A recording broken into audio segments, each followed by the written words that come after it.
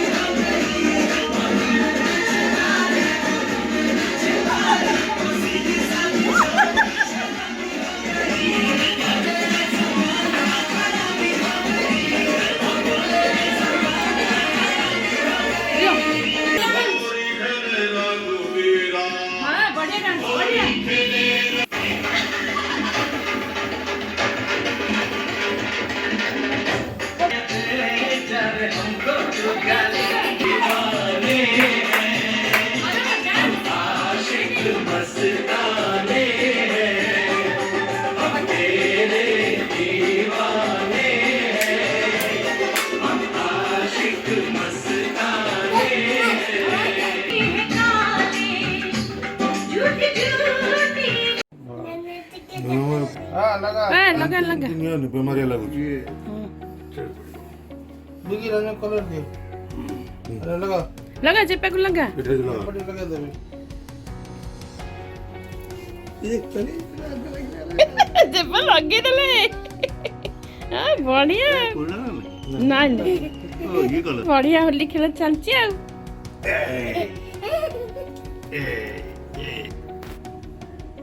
इधर बुझी गले ಎಷ್ಟರ ಬಿಂದವ ये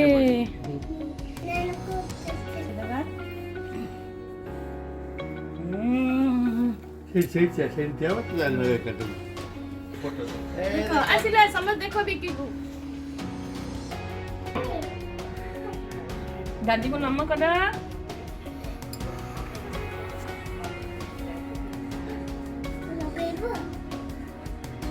କାହିଁକି ମାମାକୁ ମୋ ଧନ ରହି ଓଲି ଆଉ କଲର ଛାଡ଼ିବନି କ୍ଲବରେ କେତେ ମସ୍ତି ହେଲା ପାଣି ଖେଳ ହେଲା ବହୁତ ସାରା ସାଙ୍ଗମାନଙ୍କ ସହିତ ନାଇଁ କି ହଉ ଚାଲ ସମସ୍ତଙ୍କୁ କହିଦିଅ happy Holi bye love you all ଓ ଠିକ୍ ଅଛି ରାନ୍ନା ବେବି ତରଫରୁ ମଧ୍ୟ ସମସ୍ତଙ୍କୁ ବହୁତ ବହୁତ ଶୁଭକାମନା ହୋଲିର ଆଉ ତା ତରଫରୁ ବହୁତ ସାରା ରଙ୍ଗ ଆପଣମାନଙ୍କୁ ଆମେ ଦେଲୁ ଆପଣମାନେ ସମସ୍ତଙ୍କୁ ବ୍ଲେସିଂ କରନ୍ତୁ ବ୍ଲେସ୍ ମି ଲଭ୍ ୟୁ ଅଲ୍ ହାପି ଦିଅ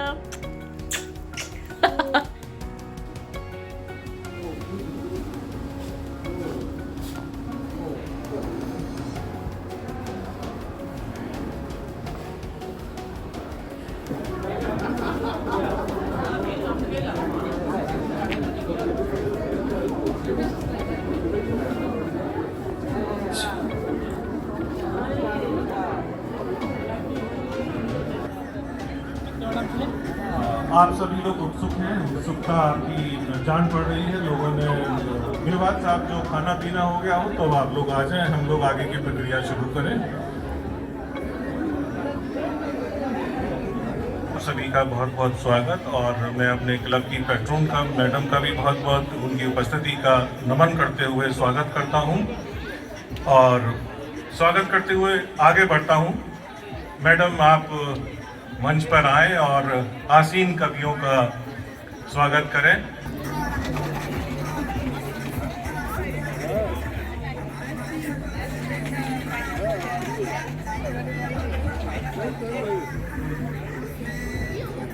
शर्मा जी लाफ्टर चैंपियन है लाफ्टर चैलेंज में आपने इन्हें देखा होगा उसके बाद तमाम टीवी शोज पर देखा होगा लोगों के ऐसे हमारे शंभू शिखर भाई हमारे साथ आज मौजूद हैं मैं चाहता हूं एक बार इनका भी सम्मान हो तालियों से इनका आप स्वागत करें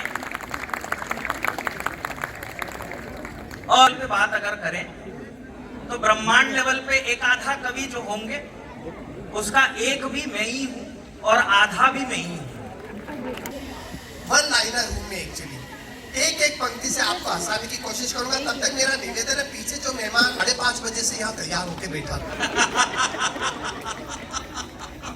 कार्यक्रम नहीं कार्यक्रम बोले एक ही बात है तो हाथ से कहीं से भी निकल कर आता मैं 4 पंक्ति के साथ शुरू करना चाहता हूँ अच्छा लगे अपना मन दीजिएगा कि मन मचल कर मोर होना चाहिए मन मचल कर मोर होना चाहिए हंसी का जोर होना चाहिए मैं सुनाऊंगा आपको बहुत कुछ लेकिन आपकी तालियों में जोर होना चाहिए एक बार जोरदार तालियों को कपूर की तरह उड़ा रखा है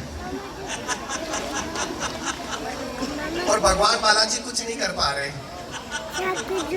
अच्छा लगे तो मुझे बताइएगा और सीरियल भी कैसे अच्छा देखिए कॉन्फिडेंस में रहना चाहिए बढ़िया ओवर कौन कॉन्फिडेंस सी में बच्चा? नहीं रहना चाहिए मैं एक बार ओवर कॉन्फिडेंस में फंस गया हाँ ध्यान से सुनिएगा। ସମସ୍ତେ ଏଠି ହାସ୍ୟ କମିଲେନି ବ୍ୟସ୍ତ ଆଉ ଭଲ ତାଙ୍କର ଜୁସ୍ ପିଇବାରେ एक ବ୍ୟସ୍ତ बार यहाँ आओ कैदियों को हंसाओ इनके अंधेरे जीवन में कुछ उमंग कुछ उल्लास कवि मैंने कहा अंकल जी से मामला निपटवा लेते ये सबसे बड़े कवि और इनकी इंग्लिश बहुत अच्छी है मैंने कहा अंकल जी देखिए ये वॉकिंग को वाकिंग कहता है टॉकिंग को टाल्किंग कहता है इसे समझाओ इसमें एल साइलेंट होता है शंभू ने कहा ये ऑनेस्ट को होनेस्ट कहता है ऑनर को होनर कहता है इसे समझाओ इसमें एस साइलेंट होता है यह सुनकर आदरणीय अशोक चक्रधर जी ने अपना सर पकड़ लिया थोड़ी देर सदमे में रहे फिर हम दोनों से बोले मुझे एक बात बताओ जब तुम दोनों को इंग्लिश का नॉलेज ही नहीं है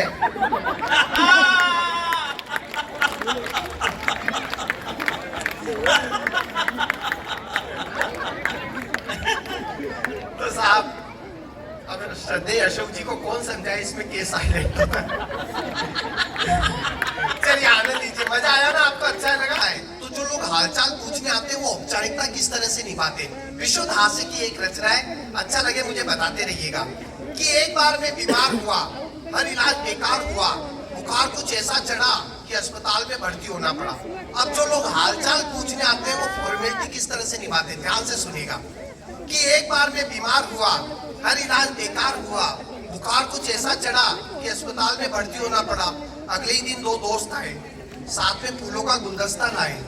उन्होंने गुलदस्ते मेरे सिराने रख दिए। सोचा बच गया तो ठीक, वरना अपनी तरफ से तो चढ़ गए। सोचा बच गया तो ठीक, वरना अपनी तरफ से तो चढ़ गए। फिर एक बोला मेरे लायक कोई सेवा हो तो कहना। दूसरा कार में आकर बोला नर्स बहुत सुंदर है, ठीक होने में जल्दबाजी मत करना। लंगोटिया यार ऐसी बात करते। फिर बोला क्या बीमारी है, मैंने कहा तलाश जारी है। वो उदास होकर बोला सबसे बड़ी परेशानी तो यही है, आजकल डॉक्टरों के पास बीमारी पता करने का टाइम नहीं है, बस इलाज शुरू कर देते हैं बिना कुछ पूछे मरीज से। मेरी चाची को मलेरिया था पर मरी डायबिटीज से। मेरी चाची को मलेरिया था पर मरी डायबिटीज से। पर तुम चिंता मत करो, ये अस्पताल ठीक लगता है। यहाँ मरीज को मलेरिया हो तो वो मलेरिया से मरता है। यदि इनमें से कोई नहीं आता तो मैं 2 दिन में ठीक हो जाता। लेकिन इनकी दुआओं का असर कुछ ऐसा रंग लाया कि मैं पूरे 1 महीने बाद ही अस्पताल से निकल पाया। धन्यवाद, शुक्रिया, थैंक यू। और आप सबको अगर देख रहा हूँ कि मैं हूँ तो बंगाल की धरती पर कोलकाता में, लेकिन यहाँ पे जो आप लोगों ने सीटिंग अरेंजमेंट की है वो उत्तर प्रदेश वाली की है। महिलाएं अलग बैठा रखी है, पुरुष अलग बैठा रखे हैं। बाबा जी की जब सरकार वहां पे आई थी तो एंटी रोमियो लगा के उन्होंने पुरुषों को अलग कर दिया था। यही व्यवस्था यहाँ पे मुझे बैठने में देखने को मिल रही है। 2-4 महिलाओं ने ताली बजाई, उन्हें विशेष नमन करता हूँ। एक तो मैम, मैं आपका बहुत धन्यवाद करता हूँ कि आपने इतने अच्छे कार्यक्रम की परमिशन दी। एक साथ इतनी महिलाएं हंसती हुई मैंने बहुत दिन बाद देखी।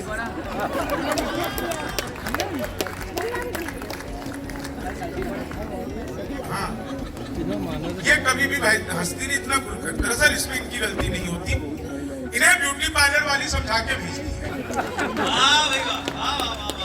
अभी दिल्ली में हमारे शराब मंत्री जेल में हैं, इसलिए मैं कलकत्ता आ गया।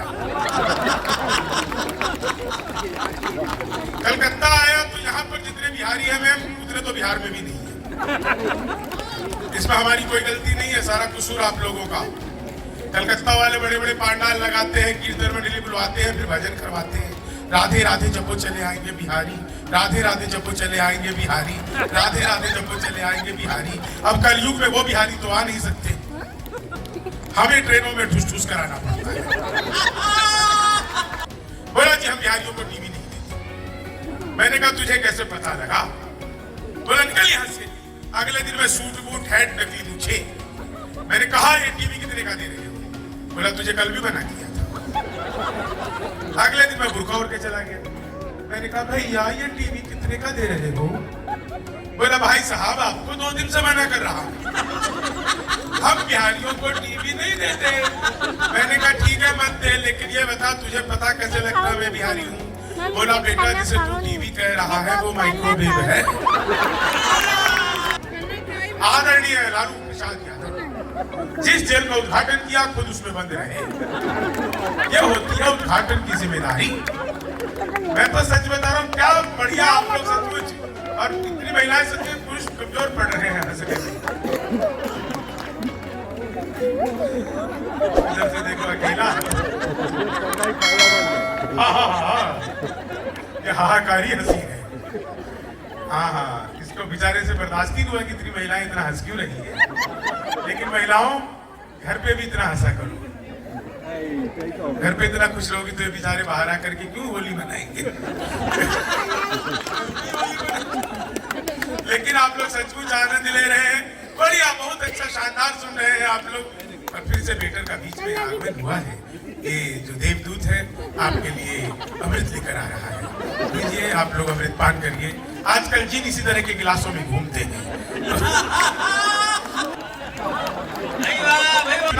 चुनाव के बीच में कांग्रेसियों ने प्रियंका गांधी को लॉन्च किया और कहा प्रियंका हमारा तुरुफ का इक्का है। मैंने कहा तो अब तक क्यों जोकर से खेल रहे थे? आदमी का मामला बिल्कुल ऐसे ही होता है। और आज जो मैंने कलकत्ता में एक और दृश्य देखा कि 2 आदमी काम पर लगे थे, एक गड्ढा खोद रहा था, दूसरा भर रहा था। मैंने कहा ये तो चमत्कार है। एक खोद रहा है दूसरा भर रहा है। मैंने कहा चमत्कार क्या कर रहे हो? एक खोद रहा है दूसरा भर रहा है। जब भरना ही था तो खोद क्यों रहे हो? जब खोदना ही था तो भर क्यों रहे हो? बोले भाई साहब हमें कुछ मत कहिए, हम सरकारी कर्मचारी हैं। कान में 3 लोग लगाए गए थे। एक का काम था गड्ढा खोदना, दूसरे का काम था पौधा लगाना, तीसरे का काम था वापस मिट्टी डालना, बीच वाला छुट्टी पर गया है। हम अपना काम ईमानदारी से कर रहे हैं। तो सरकारी डिपार्टमेंट में तो यही होता है साहब। आप लोग भी सरकारी हैं क्या? कर मस्त मलंगी खा लो भंग की गोली। देखिए तालियां जो है ना आप सबको सुर के साथ ताल के साथ बजानी है। लो भंग की गोली रसिया होकर मस्त मलंगी खा लो। भाई साहब आप भी ताली बजाइए। आपको देख करके एक बात किया होकर मस्त मलंगी खा लो भंग की गोली रसिया। शंभू के संग हंसो हंसाओ खेलो होली रसिया होकर मस्त मलंगी खा लो भंग की गोली रसिया। के ऐसे युग में जी रहे हैं जहां हम अपने पड़ोसी के घर होने वाले आर्तनाद नहीं सुनते, मोबाइल पर उसकी बेटी को SMS करते और पता नहीं कि उसके घर में क्या हो गया है। तो इतने निकट रहने के बाद हमारे मानवीय संबंध नहीं बन पाते हैं। मैं ऐसे अनर्गल बोल रहा हूँ, बुरा मत मानना। फिर रिक्शे वाले को बुलाया, आवाज देकर रिक्शे वाले को बुलाया तो वो कुछ लंगड़ाता हुआ आया। हमने पूछा यार पहले ये तो बताओगे पैर में चोट है कैसे चलाओगे? तो रिक्शे वाला कहता है बाबूजी रिक्शा पैर से नहीं पेट से चलता है। तो पेट से अपना जीवन चलाने वाले लोगों की कमी नहीं बेटा, और आंखों से अपनी बात कह देने वाले लोगों की भी कमी नहीं। गड़बड़ी कहाँ आती है? जो 3 चरण के प्यार में एक चरण लड़खड़ा जाता है, वो उधर देखता है, वो